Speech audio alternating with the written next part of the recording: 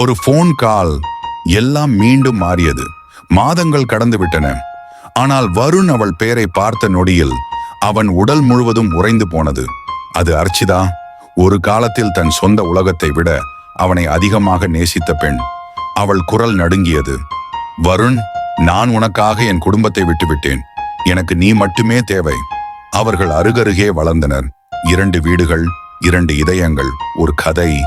புதிதாக ஒருவர் அமைதியாக அவன் வாழ்க்கையில் அடியெடுத்து வைக்கும் வரை வருண் விலகிச் சென்றார். அவள் அவனுக்காக எல்லாவற்றையும் தியாகம் செய்த போதும் கூட அவனை குருட்டுத்தனமாக நம்பிய இதயத்தை அவன் உடைத்தான். மேலும் கடந்த காலம் மீண்டும் தாக்கியது. அவனது தொலைபேசி மற்றொரு செய்தியுடன் ஒளிர்ந்த போது, ரிந்தா, நான் உனக்காக காத்திருக்கிறேன். யதார்த்தம் மின்னல் போல் தாக்கியது. மீண்டும் இல்லை. அதே தவறை நான் மீண்டும் செய்ய மாட்டேன். பகுதி 2 விரைவில் வருகிறது.